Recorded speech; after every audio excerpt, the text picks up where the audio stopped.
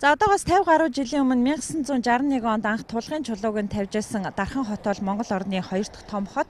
За өнөөдөр засаг захиргааны нэгж бүтцийн хувьд 4 сум 26 багтаа хөгжиж байгаа. Дархан аймгийн хувьд Монголын бас нийгэм эдийн засгийн чухал төв болон хөгжиж байна. За Монгол орны хүн ам зүйн бүтцийг авч үзэх юм бол өсвөр насныхан залуучууд дийлэнх хувь буюу 70 гаруй хувийг эзэлдэг. За тэгвэл 100 гаруй мянган хүн амтай Дархан аймгийн хувьд ч мөн за залуучууд зөнхөлсөн.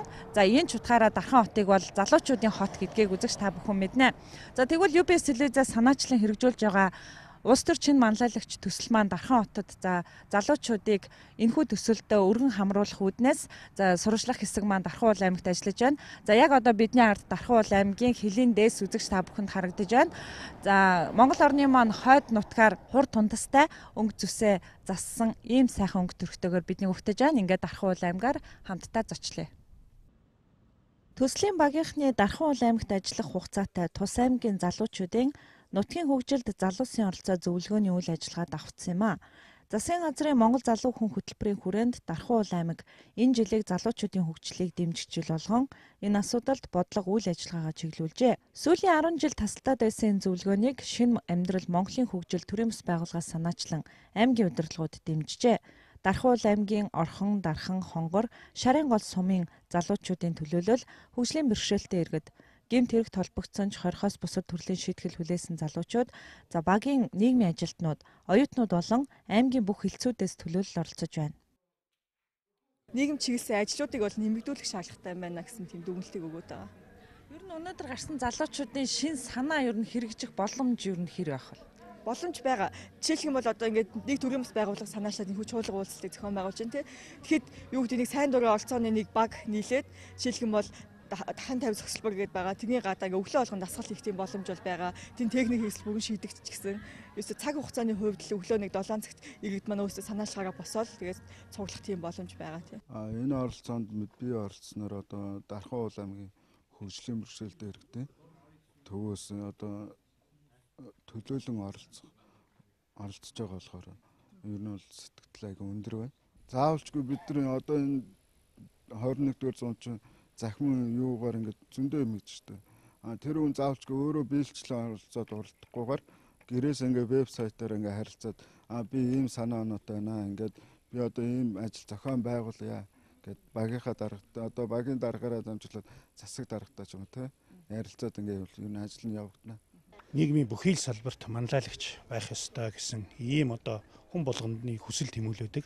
Энэ хүсэл тэмүүллийг бол төрийн зүгээс, орон нутгийн удирдлагын зүгээс бас дэмжиж ажиллах зайлшгүй шаардлагатай байна. Энэ утгаараа энэ зуны дэлгэр цагт энэ оюутан залуучууд бүхий л одоо төрийн байгууллагын залуучуудыг завтай байгаа үе дээр энэ дуу хоолойг нэгтгэж, үзэл бодлыг нэгтгэж энийгээ одоо бид нэр Дархан хотынхаа ирээдүйн хөгжлийнх нь бас төлөвлөлтийн нэг суурь болгоё гэдэг үднэс энэ залуучуудтай хамтарч ажиллаж байна. Тэгээд энэ дээр одоо олон сайхан санал санаачлагууд гарч байна. Энэ гарсан санал санаачлагууд зөвхөн яригадаад өнгөрөх биш. Манай Дархан хотын одоо хөгжлийн бодлогод нь суух ёстой. Тэгээд энэ өөрөө амьд одоо бодлого болно. Энийг өөрсдөө санаачилсан залуучууд юм чинь дараа нь хийж гүйцэтгэх ажил нь өөрөө их үр дүнтэй байх болов гэж ингэж бодож байна. Аймгийн залуучуудын зөвлөгөөний үеэр улс төр шин манлайлагч зорилтод ТV төслийнхөө танилцуулгыг бий хийлээ.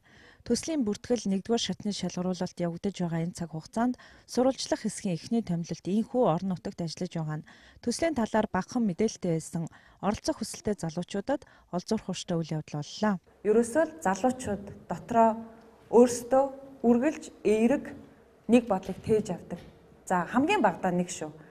Тэрнээс илүү одоо улс орныхоо хөгжлийн төлөө өөрийнхөө амьдарч байгаа сум, орон нутаг, за гадаадд ажиллаж амьдарч байгаа залуучууд маань хүртэл Монголдо болохгүй байгаа зүйлийг сонсох юм бол за энийг уул нь ингэж шийдчихвэл одоо магадгүй те Солонгост энэ асуудлыг ингэж шийдчихэж штэ гэдэг бодлыг Монголдо ингээд нэг хилээд өгөх юмсан гэсэн бодол залуу хүн болгоны дотор байдаг. Тэгэхээр бид нар тэр бодол болгоныг гаргаж ирээ эхний ээлжинд. Гаргаж ирснээр бид нар хэрэгжүүлээ.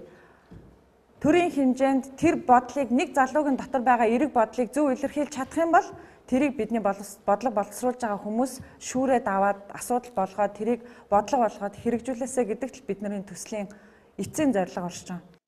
Хэд хэдэн үе шаттай явагдах, хэрхэн бүртгүүлэх, эсэндээ чухам ямар өнцгөөс хандах, шилдэг ир, шилдэг 30-д үлдснээр ямар даалгавар гүйцэтгэж, ямар ур чадвар мэдлэг мэдээлэл олох дасгалжуулалт, хичээл сургалтанд хамрагдах вэ гэсэн олон талын асуултуудыг бидэнд тавьж байлаа.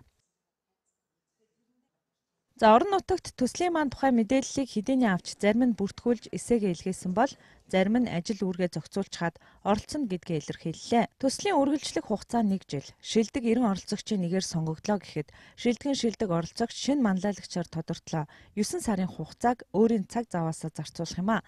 Энэ хугацаан дээр нэлээд бодож байгаа тухайгаа ч хэлж байлаа. Залуучууд маань бас их хугацааны хувьд жоохон болгоомжлоод байгаа тал байх шиг байгаа.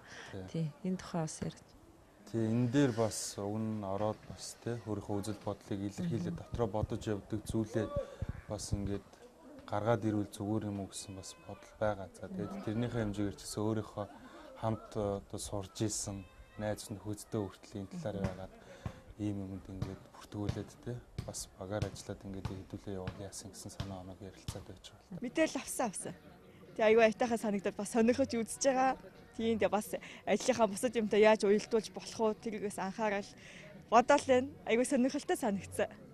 Боломж байвал одоо тэгэл нөхцөл байдлаас л шалтгаална да тий. Тэгэхээр яг мэдээч чинь миний хувьд төрийн бас байгууллага хийгээд төрийн бас байгууллагын ажил явуулаад хүний төлөө яваад ингээд хичээж зүтгээд юм тэндээсээ суралцаад би өөрөө хөгжөөд тэгэхээр яг боломж байгаа. Үнэхээр юм гоё боломж гарч ирээд бид явах юм бол оролцдог. Үнэхээр гоё мөртлөө оролцох боломжгүй юм байвал оролцож чадахгүй. Танад хамгийн газарт ажиллаж байгаа залуучууд оролцъё гэвэл оролцох боломжоор хангах болов. Тэр үд нээлттэй хов хүний сонголт тийм ээ. Энд бол оролцох ёстой. Залуу хүн өөрийгөө сарж үзэх ёстой тий. Хинбэ өөрийнх нь авьяас юу вэ? Магадгүй энэ авьяасаа нээж чадаагүй ажил амьдралтай зохицуулаад одоо болцооно болж байгаа дээр энэ том нийгмийг хамарсан энэ ажил явж байгаа дээр бол өөрөөсөө нээж үзэх ёстой. Бидний хувьд бол одоо бүрэн дэмжиж ажилланаа. За Дархан уул аймагт ажиллахдаа Тус аймгийн мянган залуусын төлөөлөл болсон 100 гаруй залуустай бид уулзлаа. Шин санаа залуусын оролцоо урайтай улс төр шинэ манлайлагч төслийн сурвалжлах баг нутгийн хөгжил залуусын оролцоо урайтай энэхүү зөвлөгөөнөөс залуучуудынхаа дотор юу бодогдож явдаг, тэд ямар асуудлыг аль өнцгөөс хардаг, шийдэж болох гарц шийдлийг хэрхэн гаргаж байна гэсэн олон 10 шин санаатай үзэгчдэд хүргэх сонирхолтой мэдээлэл дүүрэн дараагийн аймаргуугаа хөтлөлөө. Бидний ажиллах дараагийн газар бол Сэлэнг аймгийн Шаамар, Алтан булаг, Сүхбаатар сум.